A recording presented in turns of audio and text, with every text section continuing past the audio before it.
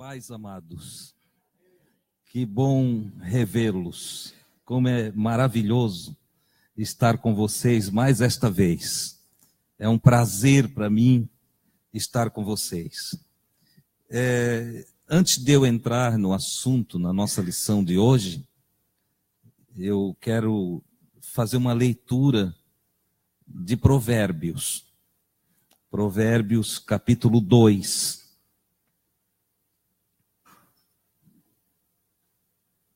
Palavras do sábio.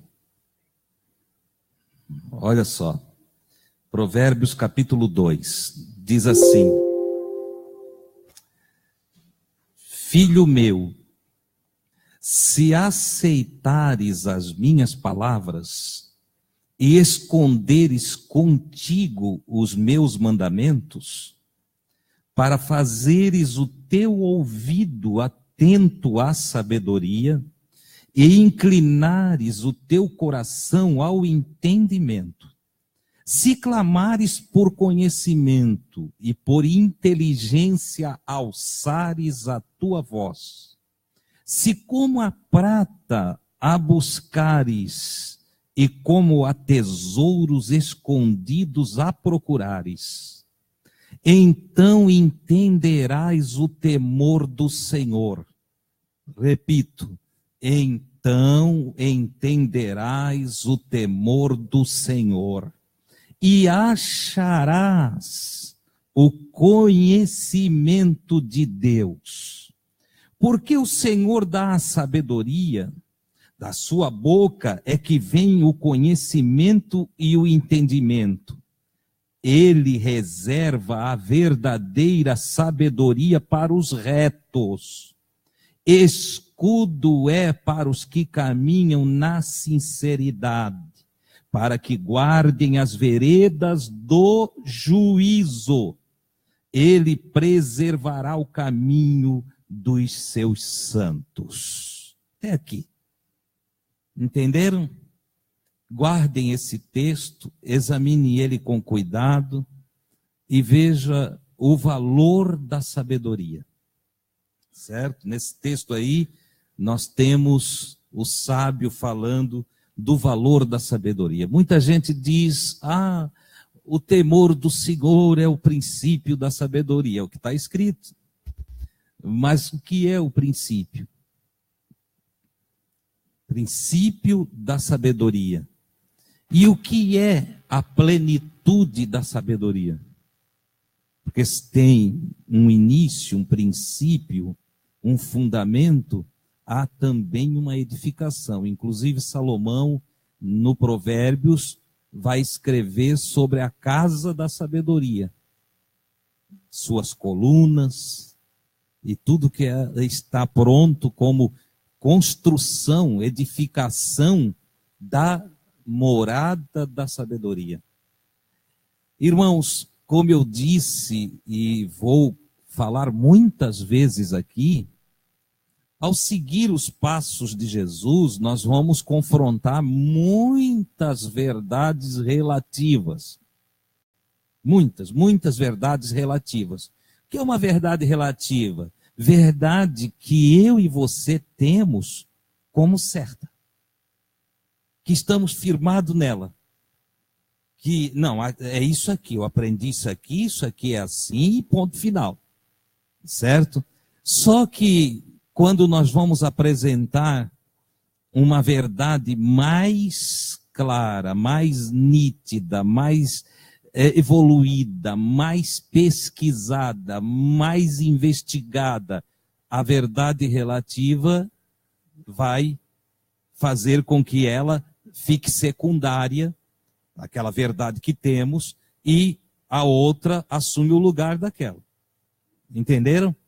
Como eu falei aqui na primeira quarta-feira, que iniciamos os estudos, a Terra era quadrada. E ficou assim, até que vieram outros filósofos, estudiosos, navegadores, que foram pegando mapas e tudo mais. Resultado, a Terra não é quadrada. Eu não sei se você consegue me entender quando isso é lançado. Imagina o choque, o problema.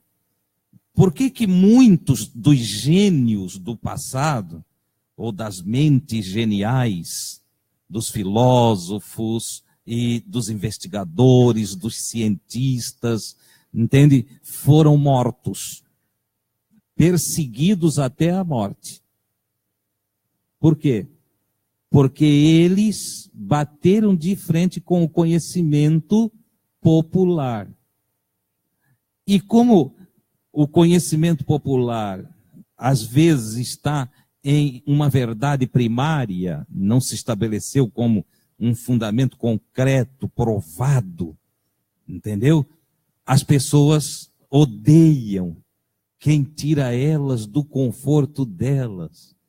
As pessoas não gostam muito de quem convida, vem pensar comigo.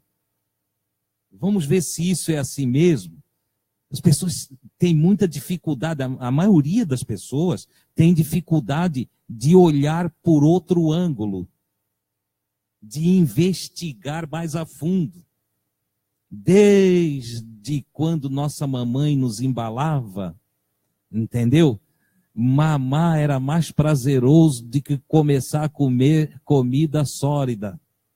Concordam? Lembram das criancinhas assim? Entende? Quando a mãe começa a tirar o mamar e dá um pirãozinho de feijão, um arrozinho, uma sopinha. Aí não gosta do começo, não. Não querem. Assim é também nas coisas do Espírito. A gente tem muito conforto quando não mexem com a gente. Mesmo que aquilo que botaram para nós como verdade não seja tão verdadeiro quanto nós pensamos que é. Então, eu quero que vocês compreendam isso. Eu falei na primeira vez, vou repetir agora, para que vocês compreendam que no passo a passo com Jesus, nós vamos avaliar coisas, ver coisas, entendeu? Investigar coisas, palavras, ações, atitude, comportamento que Jesus vai apresentar, entendeu? Tipo assim, aquele comportamento dele fazer um chicote. Jesus, o Cordeiro de Deus, o homem mais mansinho que já passou na terra, faz um chicote e começa a virar mesa. Entendeu? Nós precisamos compreender isso aí. Quando ele faz isso, em que situação que faz, por que faz? Está ele sob o domínio do Espírito? Está ele equilibrado? Ou Jesus se desequilibrou em um momento, perdeu a paciência? Entendeu? Coisas para nós analisarmos, coisas para nós vermos juntos. E, claro, no exame de todas essas coisas, as coisas vão bater, às vezes, vão bater em seco. Entendeu? Às vezes nós vamos bater de frente, meu Deus, isso aqui não é como eu aprendi? Eu trouxe só um assuntozinho, umzinho. Entendeu? Já serviu para uma revolução. E eu estou muito feliz. Estou muito feliz. Porque irmãos que não liam foram ler, irmãos que não se dedicavam à pesquisa foram pesquisar.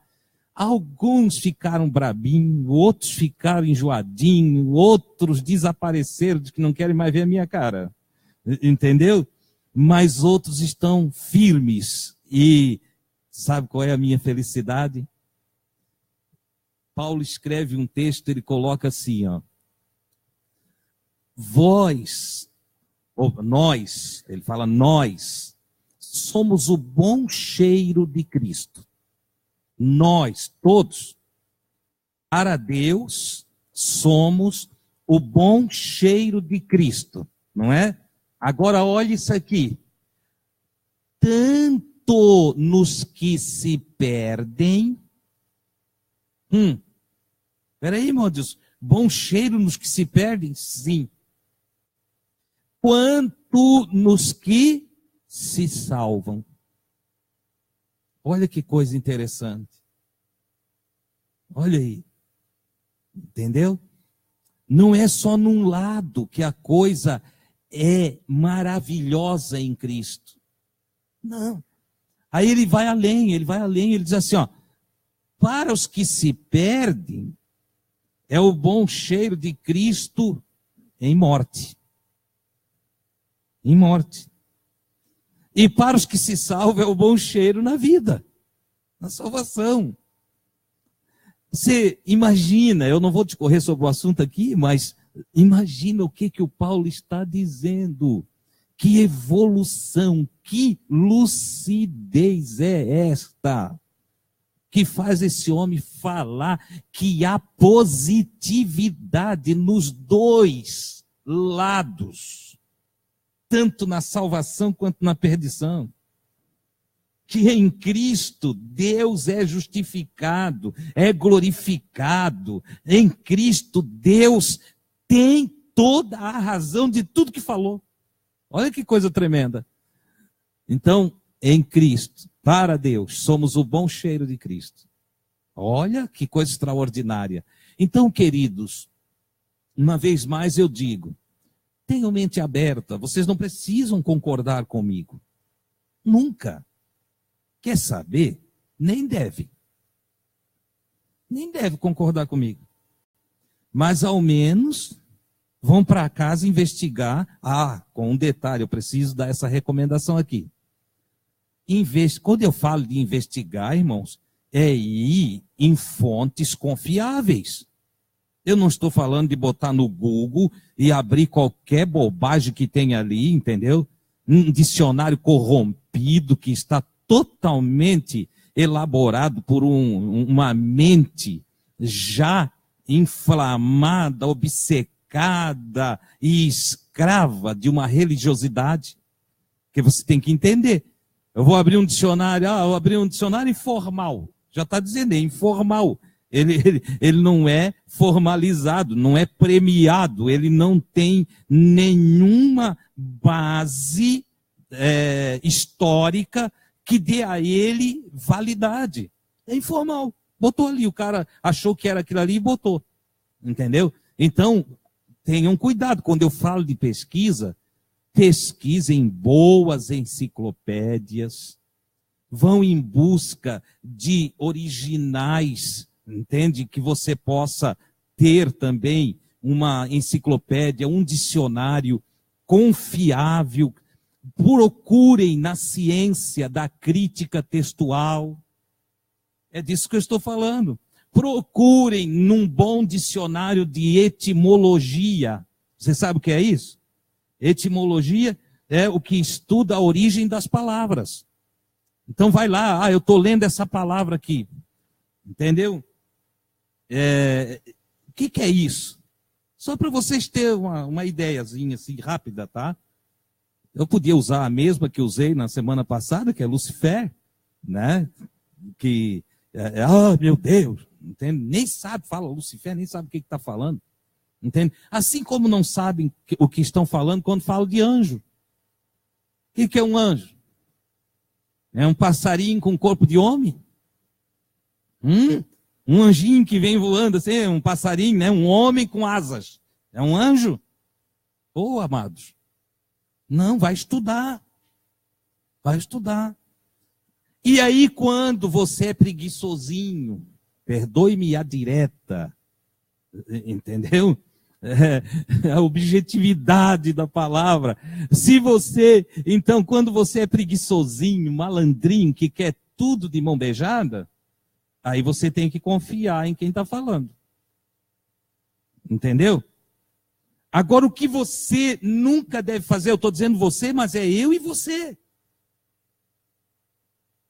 Então, o correto é que quando nós não conseguimos engolir algo, não conseguimos aceitar, querido, então nós devemos ir investigar. Entendeu? Nós não devemos repudiar o outro porque o outro falou uma coisa que derrubou a minha crença. Entendeu? Porque foi isso que fizeram com Jesus. Por que levaram Jesus à morte? Você já parou para pensar quem levou Jesus à morte?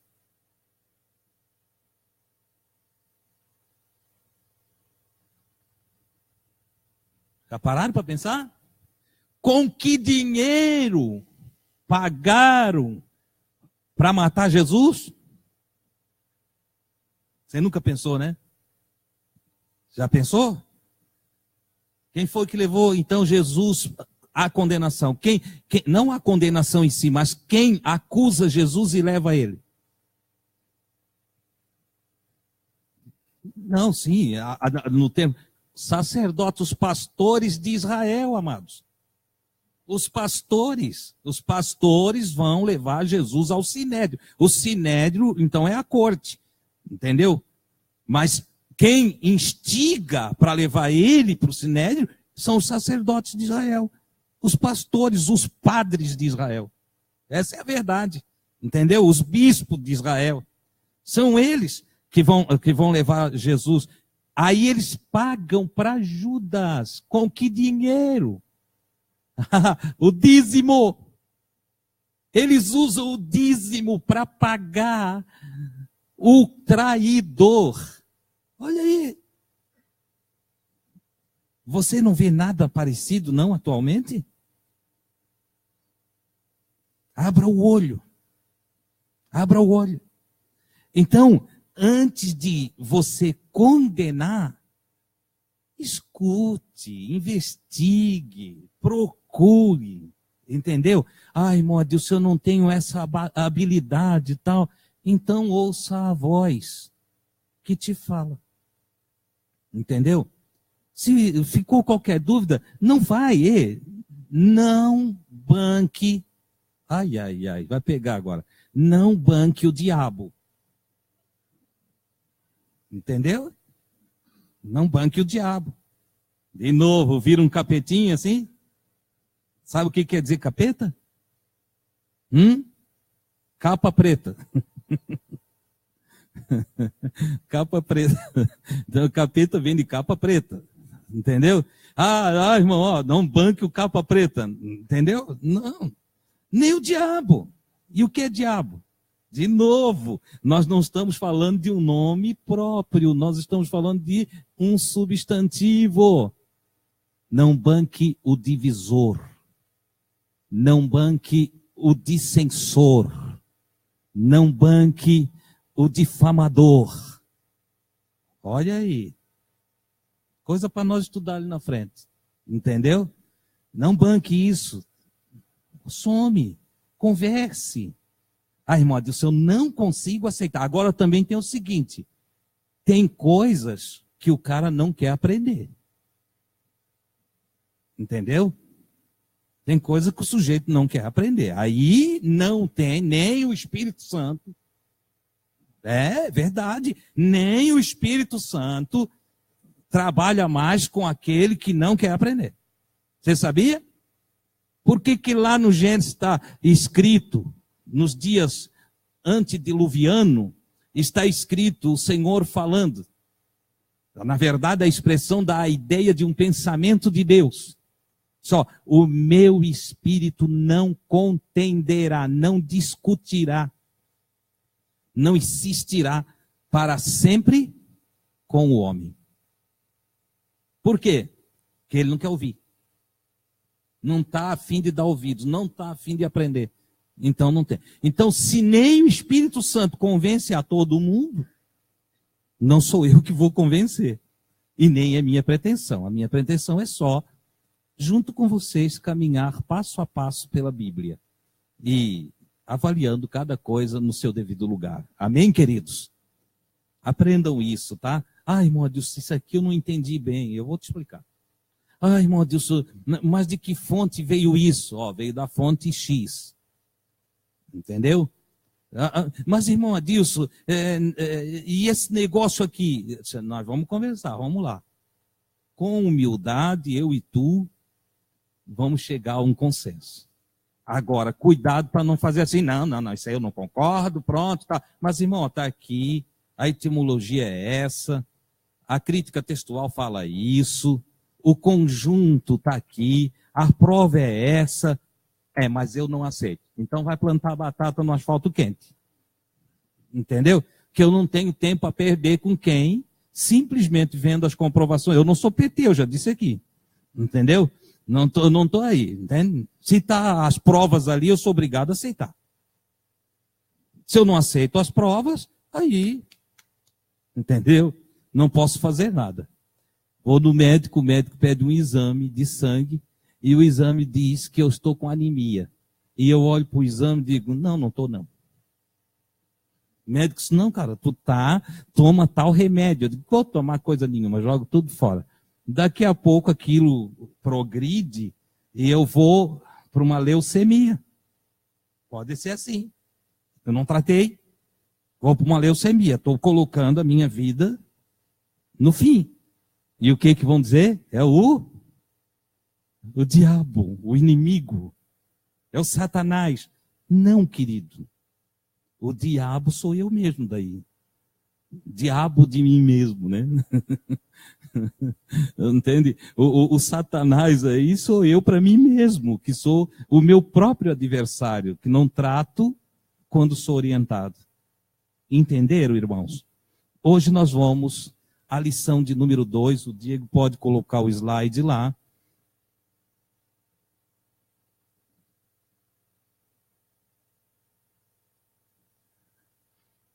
Essa lição trata de duas genealogias. O texto base na sequência da fusão dos evangelhos é Mateus 1, 2 a 17, está ali, como eu prometi para vocês, não está procurando ali, né? E Lucas 3, 23 a 28. A temática que nós vamos tratar nessa noite é o que posso aprender com a genealogia de Jesus? Muita gente diz, eu não sei para que isso está aqui, por que a genealogia está aqui. Afinal de contas, eu só fiz um resumo ali, né?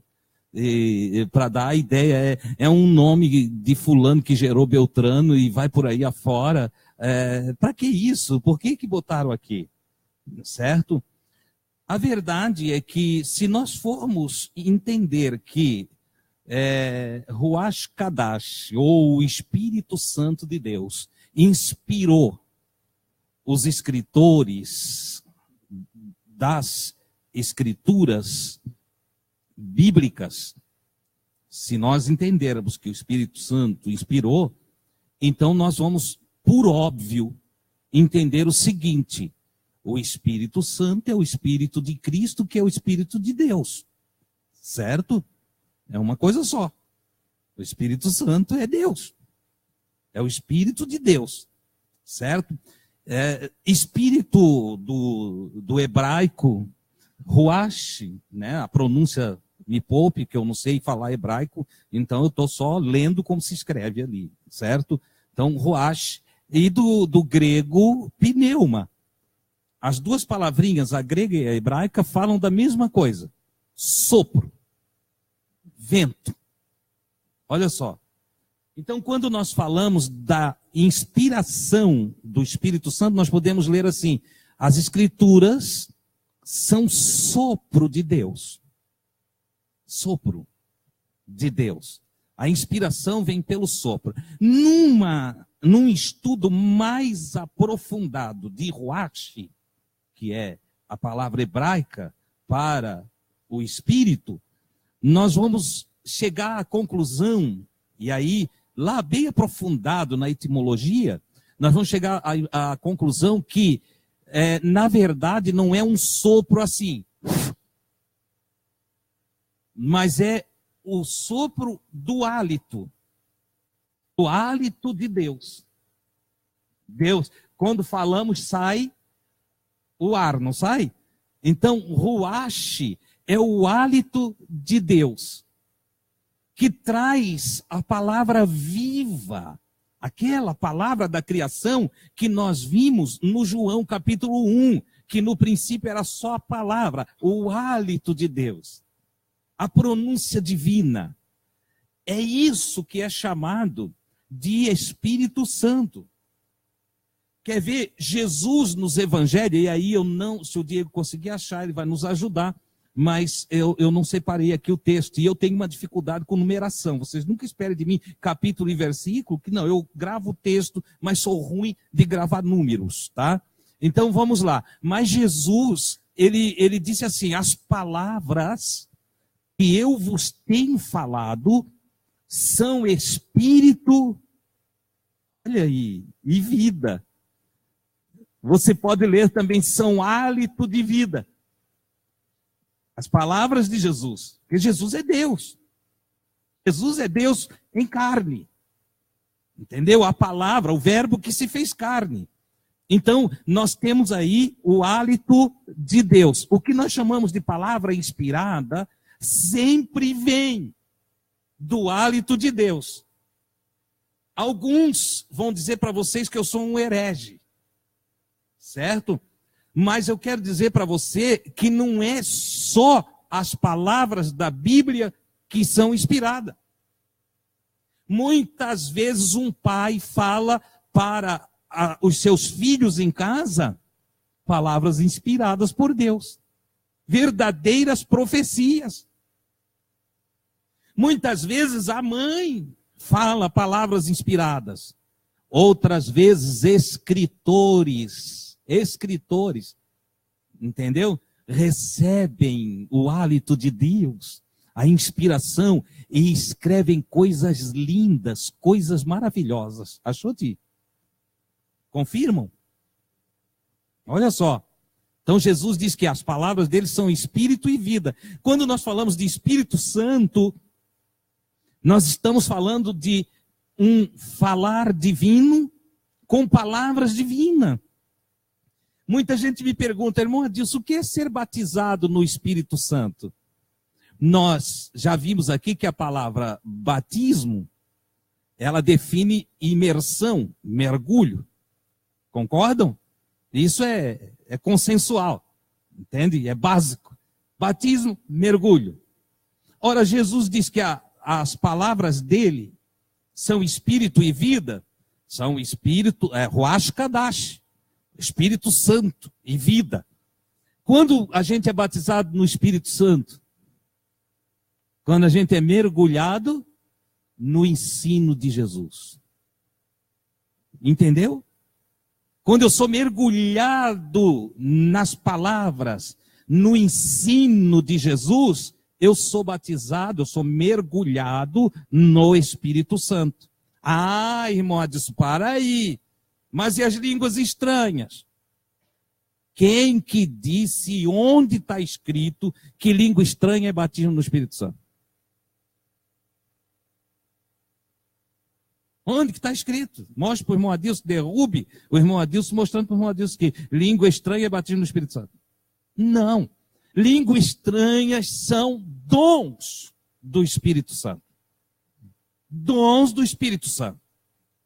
Entendeu? Não é batismo. Os pentecostais pegaram e fizeram uma emenda doutrinária, levando a doutrina para o povo de que batismo no Espírito Santo é falar línguas estranhas. Não é não. Não é não. Entendeu? Jesus soprou o Espírito Santo sobre os seus discípulos. E não pense você que ele soprou em um momento que ele olhou e disse, recebam. Não. Todas as vezes que ele falou, ele soprou. Porque as palavras dele são espírito e vida. Então, todas as vezes que Jesus falou, Espírito Santo saiu dele para cima dos seus discípulos. Os seus discípulos recebiam o Espírito Santo. E aquele que estava meio pecadinho, então ele deu um sopro. Ele soprou. Entende? Recebem Ruach Kadash. Ah, mas para aí, irmão Adilson, no Antigo Testamento o Espírito Santo não estava aqui. Quem que disse? Se o próprio Cristo é o espírito da profecia, cada profeta lá no Antigo Testamento foi usado pelo Espírito Santo. O que o irmão Pedro escreve na sua carta? As profecias das Escrituras não foram engendrada, combinada, feita, realizada pela mentalidade humana, mas homens santos, inspirados por Ruach Kadash, ou inspirados pelo Espírito Santo, a profetizaram. Ora, desde lá. Então, nós temos que ter alguns conceitos. Mas, irmão Adilson, eu aprendi que a gente tem que pedir o batismo no Espírito Santo. E aí a gente tem que falar a língua. É que nós aprendemos errado. Na verdade, tem os dons de língua. Entendeu? E tem o dom de língua, de falar só um tipo de língua. E tem os dons, glossolalia, de variedade de línguas. E isso aí é o assunto do Paulo. Entenderam, amados? Então, por que eu estou falando do Espírito Santo se o negócio é genealogia? É que, deduzindo do óbvio, eu entendo que, se o Espírito Santo inspirou Mateus e inspirou Lucas para escrever a genealogia de Jesus, tem algo a ser aprendido. Então isso não está aqui inutilmente. Então isso não chegou para nós só por chegar. Então não é uma coisinha que o Lucas quis fazer. O Lucas gostou de fazer palavra cruzada e começou a escrever nome atrás de nome. Não. Tem algo do Espírito para nós. E de fato tem. Ponto número 1 no propósito espiritual da genealogia. Ponto número 1. Provar que as promessas de Deus se cumprem, mesmo que passem 1000 gerações. O que Deus fala não cai por terra. Deus falou, ainda que não se cumpra na minha geração, cumprir-se-á na geração dos abençoados que virão depois de mim, até 1000 gerações. O Senhor levará a bênção. Essa é a grande verdade. Então, Lucas e Mateus são inspirados pelo Santo Espírito para escrever a genealogia, para mostrar para nós que o que Deus prometeu lá atrás, Ele cumpriu aqui na frente. Olha só, baseado nisso, eu escrevi aqui um versículo para citar, Jeremias 1,12, quando Deus disse, ou melhor, quando o profeta, Deus disse para o profeta, e disse-me o Senhor, viste bem. Deus faz uma pergunta para ele, e o profeta diz assim, a pergunta Deus pergunta para ele assim, o que estás vendo? E ele diz, uma vara de amendoeira. E aí o Senhor disse, viste bem. E aí o Senhor mesmo fala, porque eu velo sobre a minha palavra para a cumprir. O que é velar? Hein? Vigiar. Né? Velar, vigiar. Eu vou vigiar aqui, eu vou guardar, tá certo, tá? Uma somatória aí. Então, veja, eu vou zelar, eu vou cuidar, eu vou vigiar a minha palavra, porque eu tenho que cumprir a minha palavra. Eu cumpro a minha palavra. A minha palavra não é dita sem pensar. A minha palavra não escapa de mim, entendeu? Para que depois eu me arrependa dela. Não. Eu velo sobre a minha palavra para cumprir. Então, as genealogias citadas por Lucas e por Mateus, no caso de Mateus, 17 versículos, trazendo nomes após nomes por gerações, e no caso de Lucas, 16 versículos, que vão dar o resumo dos antecedentes da genealogia de Jesus, dos ancestrais de Jesus, entendeu? O Mateus faz de Abraão até José, marido de Maria. Ele segue uma linha. Uma coisa que precisa ficar clara é que genealogia não é escrita nas minúcias. Ela se resume, certo? E vai dentro, normalmente há espaços para a importância daquilo que o escritor quer colocar. Outra coisa, Lucas tem o cuidado de levar a genealogia de José até Adão. Enquanto o cuidado de Mateus é levar a genealogia de Abraão até José. Resultado, por que disso? Porque, na verdade, o Santo Espírito inspirou cada um dos evangelistas a dar base para uma profecia, para uma promessa de Deus. No caso do Lucas, ele tem por finalidade mostrar que Jesus é homem. É um homem. E a sua natureza humana começa em Adão e termina em José. Maria, sua natureza humana. Começa em Adão e termina em Maria. O Mateus, ele está inspirado para provar que Jesus é um rei. Ele é um rei. Ele é o Messias. É a mesma palavra em grego, Cristo, ou ungido de Deus. Então a finalidade do Mateus é dizer, olha, Jesus é o Messias, aquele das profecias do Antigo Testamento. É o ungido, o Cristo de Deus. A palavra Messias em hebraico, grego, Cristo, falam da mesma coisa, aquele que é ungido. Se nós formos lá no livro dos reis, também os profetas, nós vamos ver que um rei era ungido, um profeta era ungido, um sacerdote era ungido para uma missão especial, uma missão específica. No caso de Jesus, ele é o ungido do Pai. Ele é ungido do Pai. Então o Mateus cuida de mostrar essa linha genealógica que vem de Davi, Abraão, Davi, certo? Com a finalidade de mostrar que Deus cumpriu a promessa que fez a Abraão e que fez a Davi.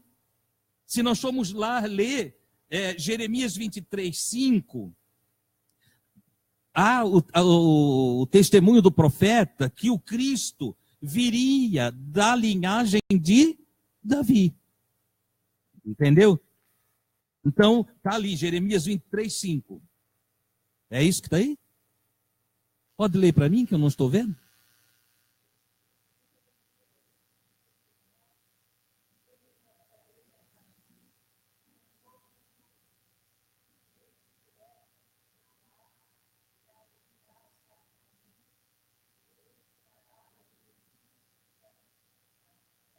Olha que coisa interessante.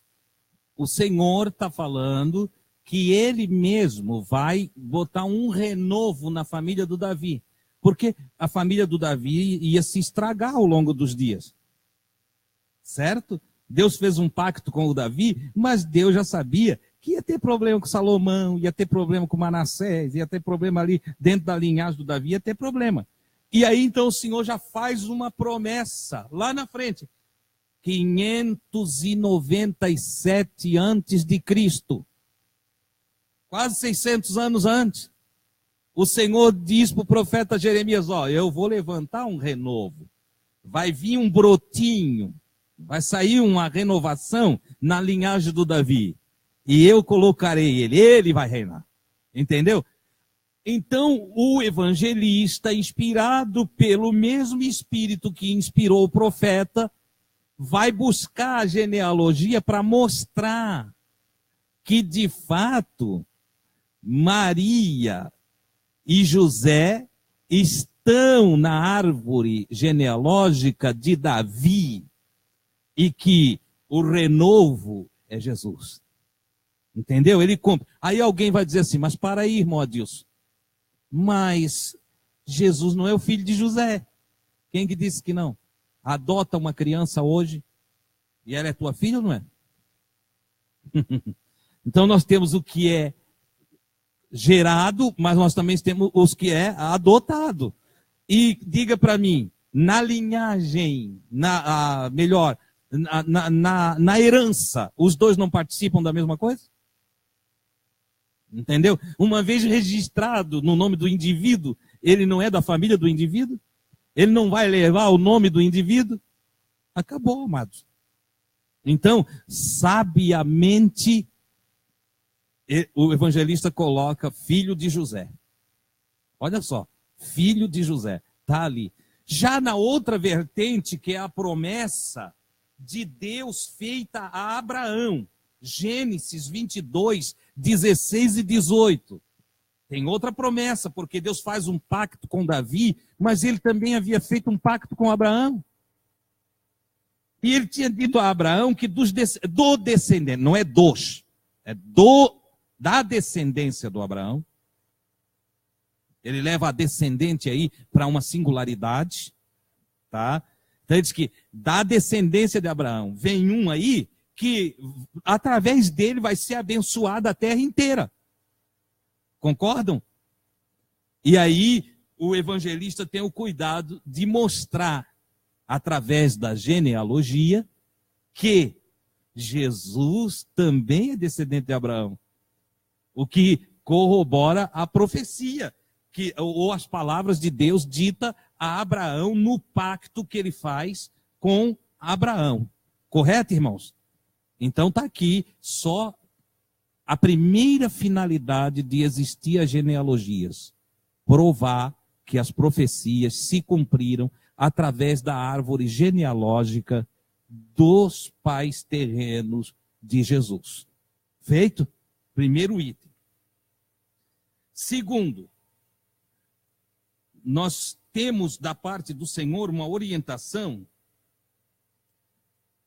para o evangelista mostrar que Deus é fiel a si mesmo. As genealogias provam que Deus é fiel a si mesmo e que toda promessa que ele faz se cumprirá, independente do tempo e independente dos acontecimentos históricos. Nós vamos observar que na descendência de Jesus, na genealogia de Jesus, vão entrar algumas mulheres. Eu quero destacar aqui 4 mulheres. Tem a mãe de Jesus, que eu não vou tratar dela, porque para nós já é caso concreto que ela era uma santa serva do Senhor e que o Senhor a escolheu pela sua humildade, pela sua comunhão com Deus. Então não vou tratar nesse momento. Mas entra na árvore genealógica de Jesus uma mulher chamada Tamar, outra mulher chamada Raabe, entra uma outra chamada Ruth e ainda entra a Betseba. Olha só que coisa interessante. E por que elas estão ali se a genealogia normalmente ela é construída, principalmente naquela época, era construída em cima do nome masculino? Certo? Nós estamos falando de uma época que o machismo predominava. E era culturalmente o nome do marido que entra. Mas aí chega aqui, o Espírito Santo inspira os evangelistas a colocar Raabe, Tamar, Ruth e Betseba. Eu me maravilhei ao examinar esse negócio aqui, e eu coloquei aqui como ponto 2 desse passo com Jesus, que Deus usa o improvável e o desconsiderado pelos homens para cumprir seus propósitos. Deus usa o improvável e o desconsiderado pelos homens para cumprir os seus propósitos. Não pense que Deus vai fazer o que ele prometeu só através de gente capaz, muito santa, entendeu? Não pensa que Deus ele tem preconceito. Deus não tem preconceito. Também não deixa a sua mente lhe trair pensando que Deus ele só usa gente capacitada, gente letrada, que Deus só usa pessoas de destaques nobre. Não, amados. Para cumprir os seus propósitos, Deus usa qualquer pessoa, qualquer um, independente do que ele seja aqui. E aí nós temos uma lição grande na genealogia de Jesus. Cuide para não discriminar ninguém. Porque se alguém que você e eu discriminamos, pode ser alguém que Deus queira usar daqui a pouquinho. Entendeu? Então tenha cuidado com a discriminação, com o preconceito. Não tenha preconceito. Ah, mas ali vai uma prostituta. Não é que Deus olhou a atitude, a intenção, a coragem de uma prostituta e ela entra na genealogia de Jesus? Ah, não, na nossa igreja, se não for assim tudo certinho, nós não queremos.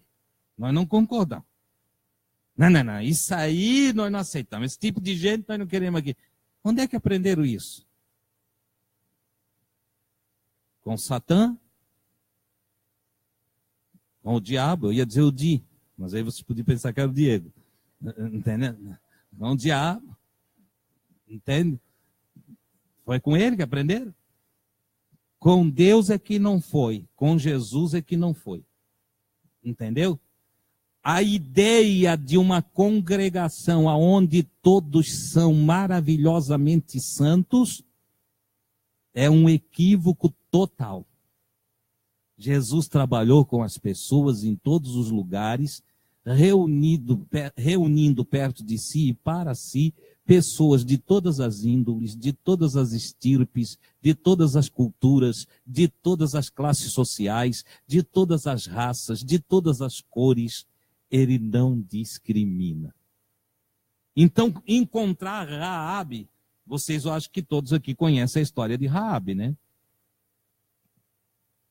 Quem não conhece, por favor, levante a mão. Não conhece? Então vou explicar rapidamente. Raabe era uma prostituta que morava em Jericó, cidade de Jericó.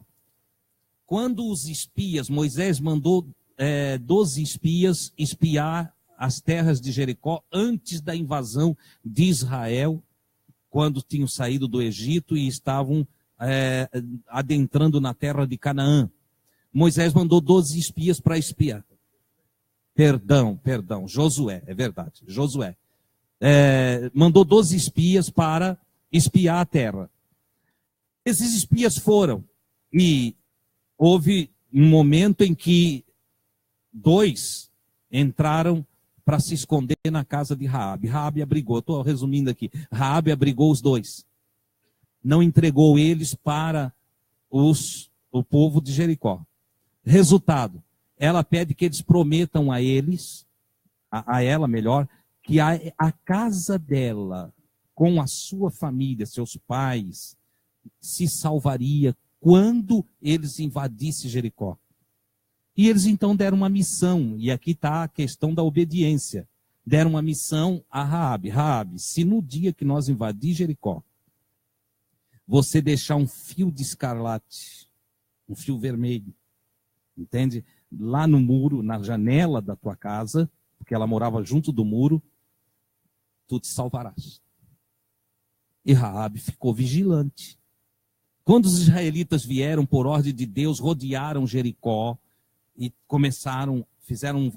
rodearam por 7 dias, entende? No 7º dia tocaram as trombetas como Deus ordenou, todo o muro de Jericó veio abaixo, certo? Raabe era uma prostituta da cidade de Jericó. A casa dela, no muro, vamos exemplificar aqui, o pedaço do muro que tinha a casa de Raabe ficou intacto. Todo o restante caiu, o da Raabe ficou intacto. Deus salvou Raabe da destruição. Raabe, daí para diante, se une aos hebreus, se casa. E com quem que ela casa? Com alguém que é descendente do Abraão, do Davi, e ela é alguém então que faz parte da genealogia de Jesus. Você consegue ver que coisa gloriosa que em Jesus, a prostituta se salva. Em Jesus, mesmo que seja uma prostituta, se salva. Em Jesus não há condenação. Olha que coisa maravilhosa. Ela se salva pela fé. Aprendeu a história de Raabe? Amém? Eu resumi aqui. A história está lá no livro Josué capítulo 2. Josué capítulo 2, ok?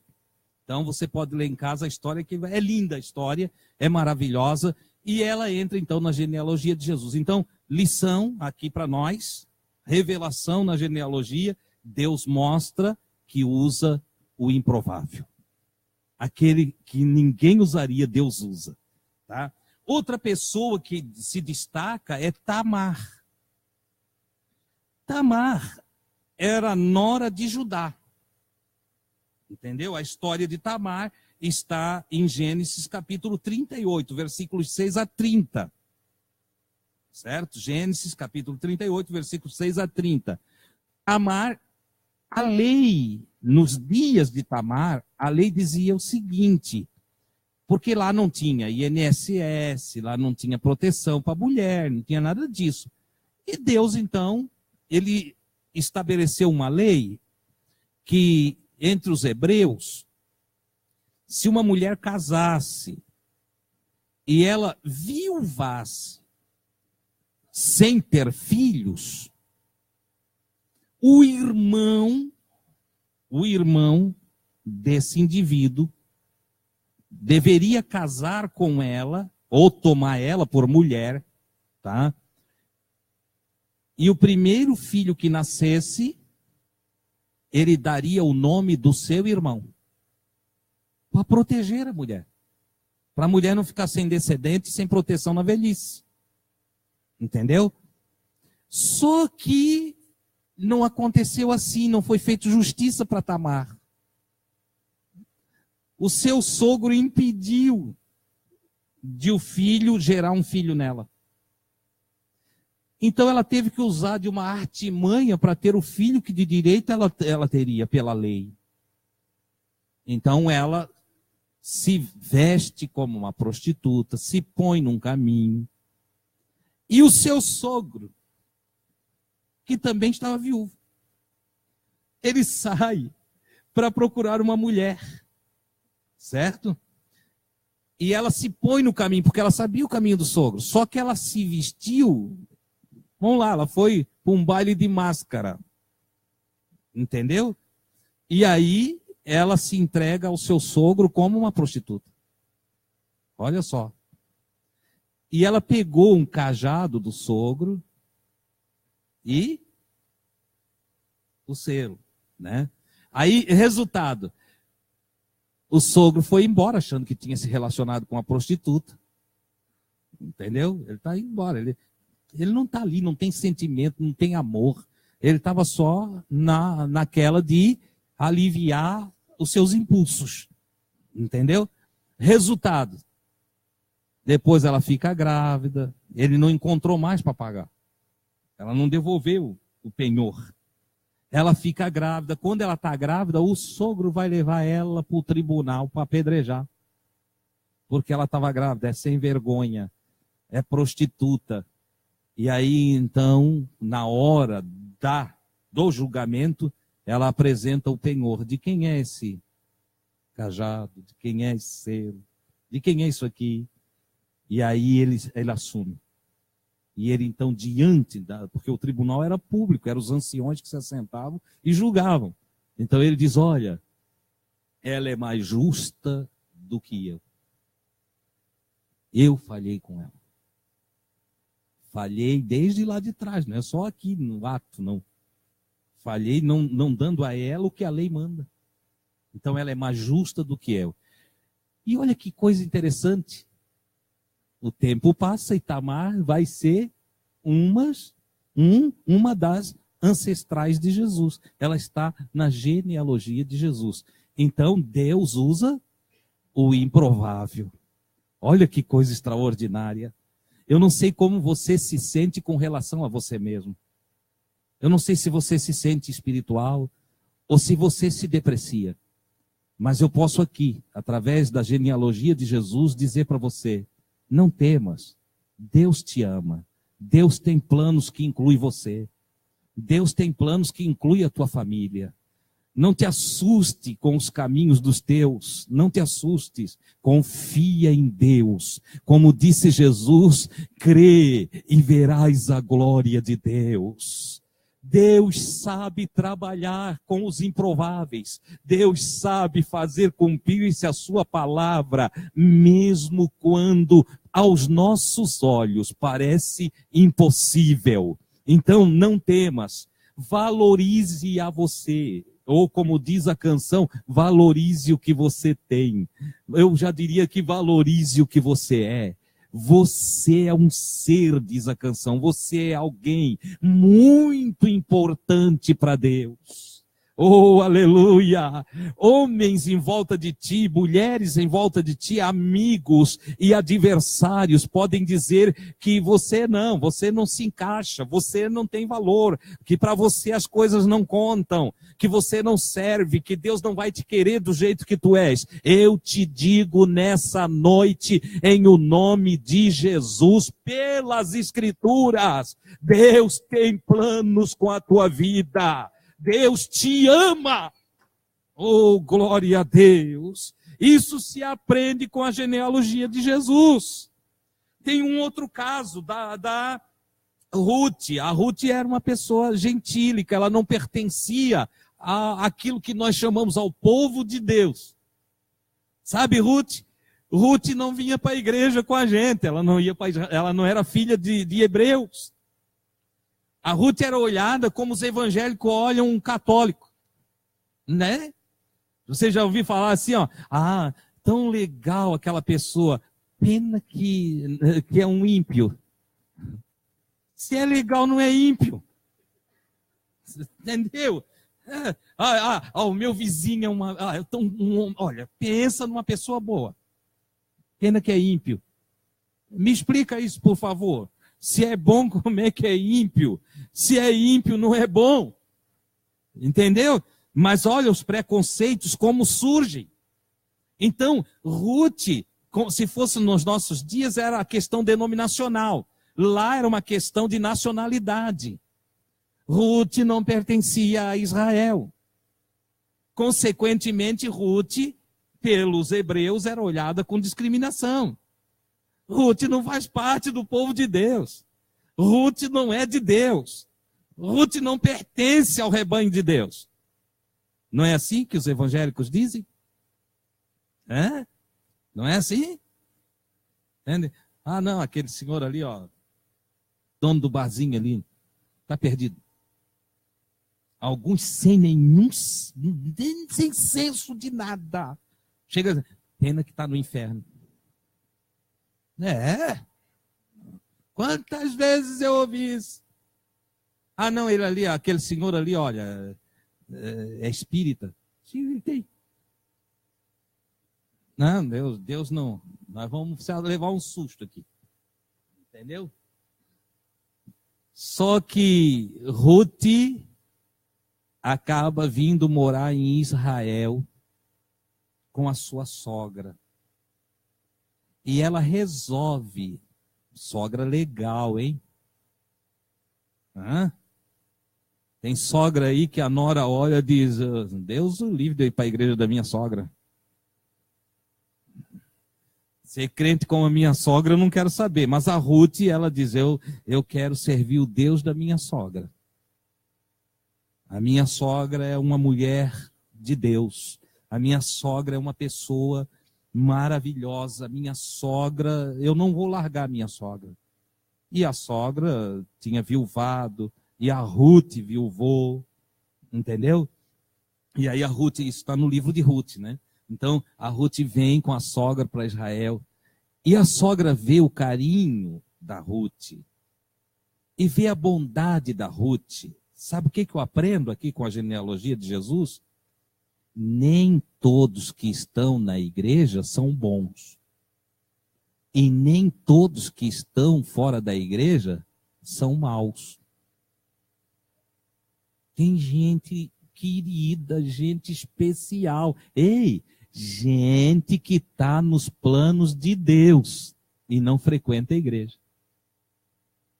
E tem gente dentro da igreja que dá náuseas em Deus. Você sabia disso? Então nós temos que cuidar para não nos tornarmos religiosos. Para que a gente não provoque náuseas em Deus. Quando eu falo de religiosos, da religiosidade vã, vazia, ritualista, entende? Tradicionalista, aquela religiosidade que leva à imbecilidade dos homens bombas. Ai, irmão, mas isso eu nunca vou ser. Eu não sou do Islã, mas às vezes tu é evangélico, cara. Daquele que é uma bomba para os outros. Entendeu? Eu não vou nunca amarrar uma bomba, eu não sou do Islã. Não amarra, tu é a própria. Essa é a verdade, então aprenda. Entendeu? Ruth não era hebreia, mas entrou e foi bisavó de Davi. É isso? Casou com Boaz por conselho de sua sogra. Entende? Sua sogra a orientou como ela poderia casar novamente na lei do resgate. Entende? Que o homem podia resgatar a viúva. E ela casou por orientação de Noemi, num processo de graça, de bondade. E a mulher, que não era hebreia, era uma gentílica, passou a estar na genealogia de Jesus. Então, para que serve a genealogia de Jesus?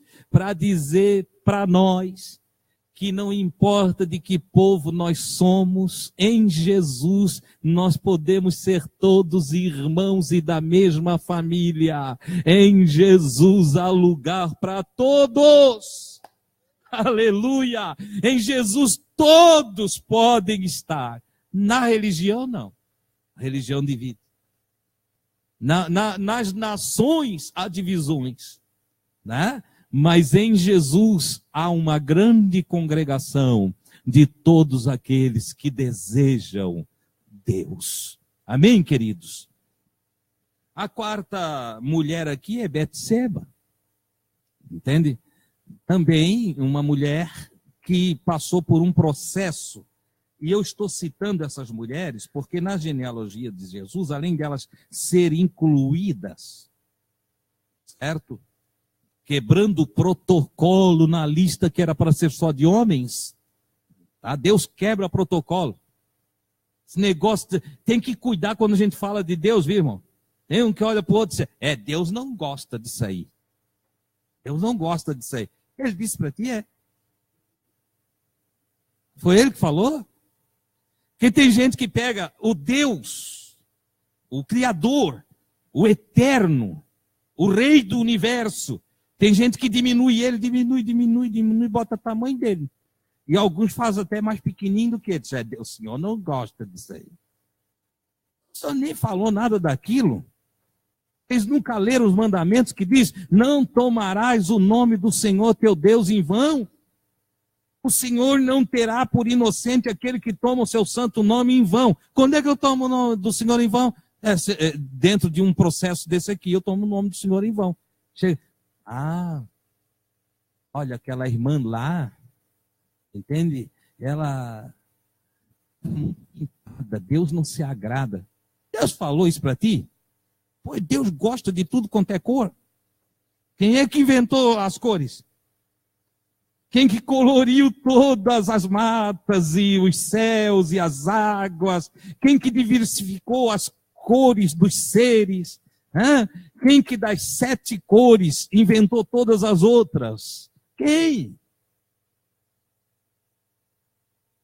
Não foi Lucifer? Peguei vocês. Foi Lucifer. Entendeu? Então, parte de Deus. Não foi o capeta? Não, né? Não, foi Deus. Deus é que criou todas as cores. Aí o pessoal vem para cá. Tem gente mesmo que pensa que Deus não tem o que fazer, né? Tem gente que olha para Deus e pensa que Deus é igual a ele, aposentado. Tem gente que pensa que Deus é aposentado, não tem nada para fazer, não tem nada para cuidar. É pouquinha coisa que tem. Tá um velhinho na cadeira de balanço. Tem gente que vê Deus assim. Um velhinho na cadeira de balanço, todo branquinho, né? né? Faz aquela, ai, Deus é tão queridinho, está aposentado, vou incomodar ele. E aí incomoda mesmo. Entende? Então, queridos, evolua, cresça, amadureça, atinja a estatura de varão perfeito. O que é isso, irmão Deus? Atinja a medida do Cristo de Deus. Cresça, cresça, evolua, até chegar ao entendimento do Cristo e ver a vida através do olhar do Cristo, sentir as coisas com o coração de Jesus. Oh, meu Deus, evolua. Bendito seja Deus, que Ele nos ajude a crescer. Então, não se intrometa em nome de Deus com coisa que Deus não se importou. Deus deixou a gente... por exemplo, eu estou aqui, né, cabeludo como estou, entende? Ele nem liga se eu vou mais cortar o cabelo. E também se eu quiser raspar tudo. Ele não liga também. Mas aí tem lugar que quando chega nas irmãs, diz, não toca tesoura aí. Entendeu? Olha ali o abismo. Oh, meu querido, para com essas coisas. Deus não cuida dessas coisas. Não se importa com isso. Ele deixou você livre para você fazer com o seu cabelo o que quiser, usar a roupa que gostar. Se você quiser um vestidão daquele lá do Islã, pode botar, entendeu? Não, eu quero um terno, pode, não tem problema. Mas, irmão Adilson, eu não gosto daquilo lá, não, eu vou usar outro tipo de roupa. E aí pega uma toda. Uma vez eu fui vendedor de roupa, tá? Tinha umas roupas que ninguém vendia, ninguém queria aquilo. Um dia entrou uma menina muito maluca lá, e ela pegou tudo aquilo que ninguém queria. Eu fiquei olhando e disse, meu Deus, será que ela tem dinheiro? E ela tinha um bolo de dinheiro. Mas a escolha dela é que era interessante, porque era tudo que tinha de exótico lá dentro da loja, entende? Ela puxou tudo, pegou, tá. Se tu vais usar isso aí, ela disse, claro, isso aqui é que eu gosto.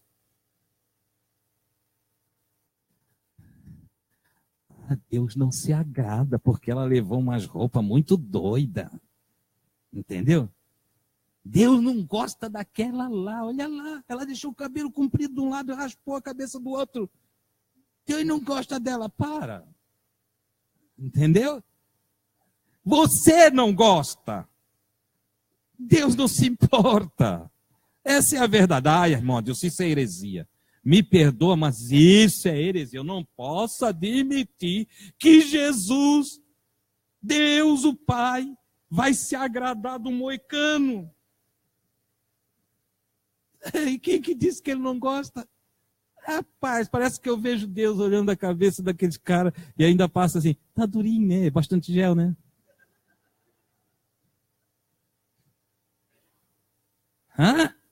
Deus usa o improvável. Ele gosta de todas as pessoas. Ele amou o mundo de tal maneira. O mundo com toda a sua diversidade. O mundo como ele é.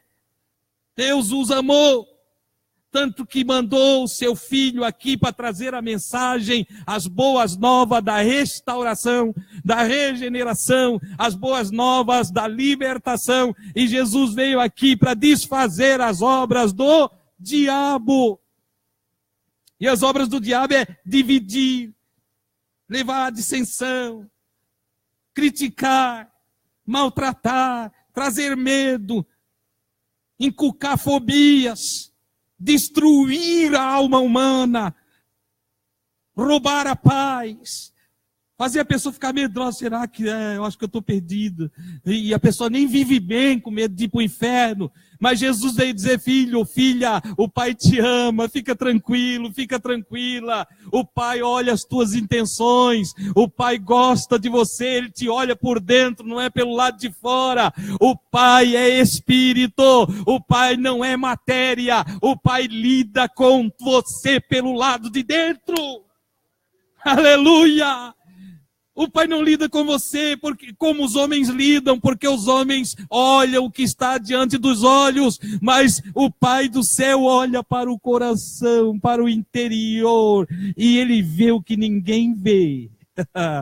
Ele vê o teu lado bom, Ele vê o teu lado gentil, Ele vê o teu lado intencional do bem, e Ele te recompensa. É isso que Jesus veio fazer.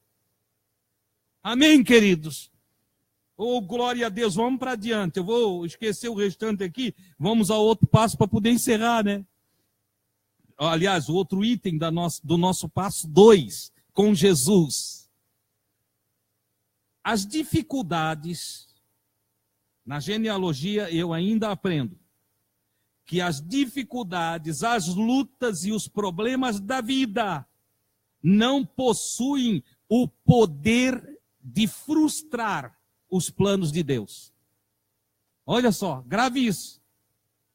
As dificuldades, as lutas e os problemas da vida não possuem poder para frustrar os planos de Deus.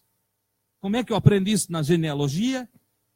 Porque os evangelistas escreveram e eles concluíram o seguinte: de Abraão até Davi passaram-se 14 gerações. De Davi, mais 14 gerações.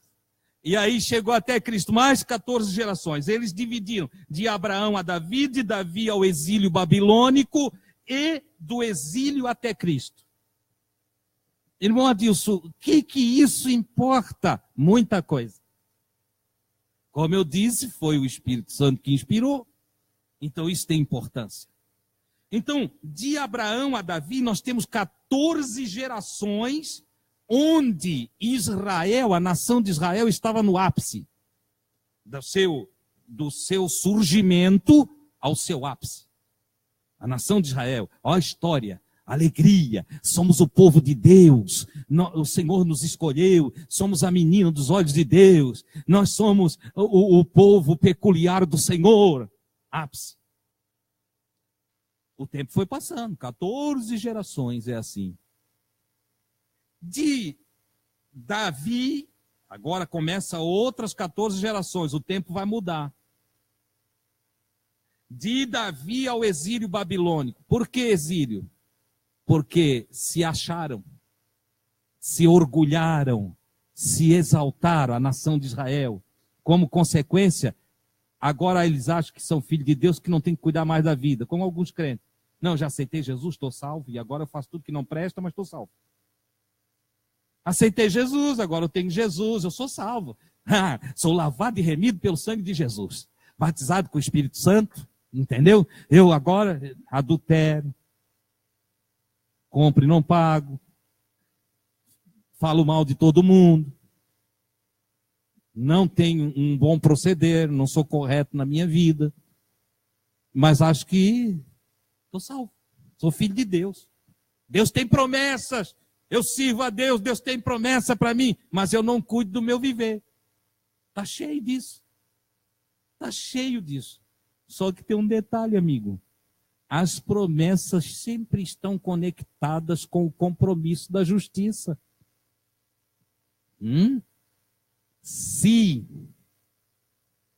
fizeres bem, não haverá aceitação para ti, Caim. Ô Caim, se fizeres bem, não haverá aceitação para ti? Mas se não, o mal jaz à porta. O mal está aí, ó, dormindo na porta. Então não é assim, eu sou salvo, agora tenho um cartão verde para aprontar todas. Porque uma vez salvo, não me perco mais. É assim? Não, Deus fez promessas. Mas as promessas, elas estão com uma ressalva. Se eu permanecer fiel. E aquele que permanecer até o fim, Então não é uma vez salvo, salvo para sempre. É preciso que eu permaneça no propósito, na proposta de Deus. O que permanecer até o fim será salvo. Ainda diz a Escritura, o meu justo viverá da fé. Fé, fidelidade. Confiança, fidelidade. Certo? Mas se ele recuar, a minha alma não terá prazer nele, diz o Senhor. Se o justo perder a sua fé, perder a sua fidelidade, a sua justiça, está arriscado. Essa é a grande verdade. Então não é, as coisas têm um proceder. Ora, quando chegou de Davi em diante, o povo foi se corrompendo. Davi morreu, Salomão assume o reinado, logo que Salomão assume o reinado, já vai botando os pés pela mão, apesar de ter muita sabedoria, misturou-se com muitas mulheres e as mulheres corromperam o coração dele. Ele, para agradar uma, foi adorar Deus estranho, para agradar a outra, foi fazer sacrifício a Deus pagão, e foi atropelando a lei de Deus, ao ponto de Deus rasgar Israel, deixar 10 tribos para um lado e deixar só 2 por amor a Davi. Por amor a Davi. Deus gostou tanto do Davi que deixou 2 tribos ali para não acabar com tudo. Virou Israel 2 reinos. Um reino dividido. Olha só. E assim foi. E foi. E no fim, as 10 e as 2 se atrapalharam tudo, pecaram, desobedeceram, tropeçaram na lei de Deus e foram levados para o exílio babilônico. Então, passou esse tempo ruim. Você está vendo? Tempo de bênção, tempo glorioso. Depois, 14 gerações de tempo ruim, tempo de escravidão, de submissão, de invasão. Tempo terrível. Do exílio babilônico até Cristo, mais 14 gerações. Está na genealogia de Jesus. Mais 14 gerações. Essa, então, vem depois das 14 gerações, a esperança e a expectativa de restauração. O que eu quero ensinar aqui? Que a genealogia de Jesus mostra que, apesar dos percalços da vida, que apesar dos altos e baixos da existência, Deus trabalha o tempo todo para cumprir a sua palavra. Deus trabalha o tempo todo. Quando eu estou bem, Ele está trabalhando. Quando eu estou mal, Ele está trabalhando. Quando eu estou obedecendo, Ele está trabalhando. Quando eu estou desobedecendo, Deus ainda está trabalhando por mim. Como, irmão? Mas Ele está trabalhando para ver se me recupera.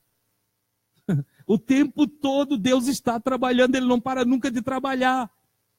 Entendeu? Diferente do que a maioria dos religiosos, entende? Radicais, dizem, Deus não se agradou de ti. Não, até o último dia da nossa vida na matéria, o Senhor pelejará por nós. Até o último dia da nossa existência sobre a terra, o Senhor batalhará para nos levar para o seu caminho.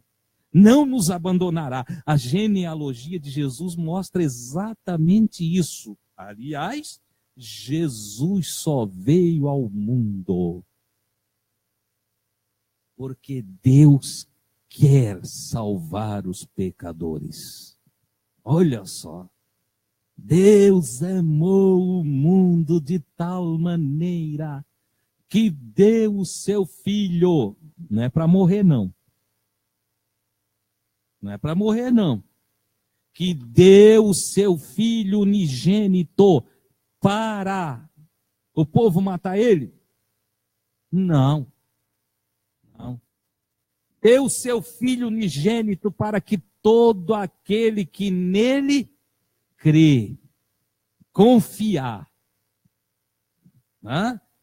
não pereça, mas tenha vida eterna. Olha o que Deus quer. Deus quer nos eternizar. Deus quer que quando a nossa vida nesse corpo, matéria, se transformar na plenitude da vida, espírito, metafísica, nós existamos ao lado dele. Olha o que Deus quer para nós, que coisa grandiosa. Mas para que existamos ao seu lado, junto dele, é preciso que aprendamos o que Jesus diz nos evangelhos, a fidelidade no pouco da matéria. Aquele que for fiel no pouco, sobre muito eu colocarei. Eu preciso ser fiel, enquanto nessa condição matéria, me espiritualizando e me desmaterializando. É isso que eu preciso fazer, que você precisa fazer. Se desmaterialize e se espiritualize. Se você observar, o mundo atual nos chama para a materialização. O mundo atual nos convoca para adquirir mais matéria. O mundo atual diz que você tem que trabalhar mais, que você tem que adquirir mais, que você tem que ter mais casa, mais carro, que você tem que ter mais dinheiro e mais e mais e mais. E o mundo atual leva você a adoecer. A adoecer. Mas Jesus veio para dizer, você não precisa ter muito não, você deve se contentar com o pouco e ser fiel no pouco. E aí então o universo, numa linguagem esotérica, o universo colocará você em alta, porque todas as coisas contribuem para o bem daqueles que amam a Deus. E quando eu estou correndo atrás da matéria, eu amo a matéria. Eu viro materialista. Consequentemente, como não posso servir a dois senhores, ou eu sirvo a matéria, ou eu sirvo ao Espírito. Não tem como fazer. Jesus vai ensinar isso para os materialistas. Para aqueles homens que estavam só aqui embaixo. Nas coisas aqui de baixo. Ele veio chamar para erguer os olhos. Ergam os olhos. Vejam, a vossa redenção está próxima. A genealogia de Jesus mostra que o Senhor, apesar de todas as dificuldades, vai fazer a sua obra. Último, para nós concluirmos, eu aprendo com a genealogia que todas as coisas, todas as coisas, cooperam para o bem daqueles que amam o Senhor. Tudo. Eu vejo que em cada nome que está na genealogia, nos antecedentes de Jesus, ancestrais de Jesus, perdão, eu vejo que cada nome ali tem homens santos, ali tem homens de oração, ali tem homens de pacto com Deus, e ali tem homens que tropeçaram, ali tem homens que falharam, ali tem homens que caíram, ali tem homens que não fizeram bem. Nós encontramos as mulheres que falei, destaquei as mulheres porque não era comum as mulheres estarem na árvore genealógica, mas no conjunto de tudo, nós vimos na genealogia que qualquer um de nós pode ser incluso no propósito de Deus. Amém, queridos? Nós continuamos, passo 3 com Jesus, no domingo à noite, onde vamos tratar de nascimentos anunciados. Pessoas que vieram ao planeta Terra, anunciados com antecedência. Nós vamos estudar isso no domingo à noite. Quando isto acontece e por que acontece? Como pode acontecer na nossa geração? Quando Deus anuncia a chegada de pessoas à Terra antecipadamente. Amém? Vamos falar com Deus?